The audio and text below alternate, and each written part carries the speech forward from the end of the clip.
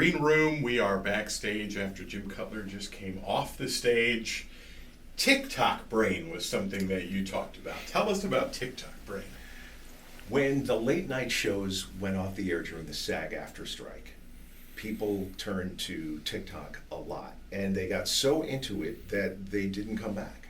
They haven't gotten their ratings back fully. And what's bad for everybody is that TikTok teaches you that if you don't get the cookie in the first couple of seconds, you swipe. And they get used to that, and they like that control. And because they like that control, and they listen to the radio, if the host starts and says, I'm going to talk about this subject, and then never gets to it, or there's 9 commercials, or they just lollygag, they're gone. And TikTok brain affects video more than anything else. On YouTube, we're seeing, like, if you don't hit it right away in the first few seconds, sometimes a sentence or two in the beginning of the video can make people tune away.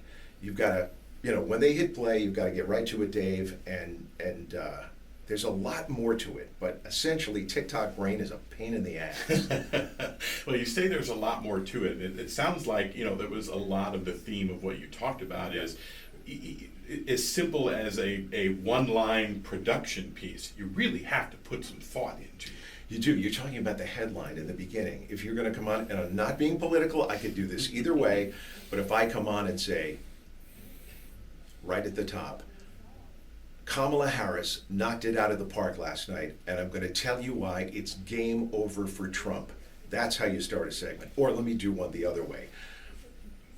Trump is finally going to do something about immigration that Biden never did, and I'm going to tell you why it's going to win him the election. That sort of thing. That sort of start right away, get right into it.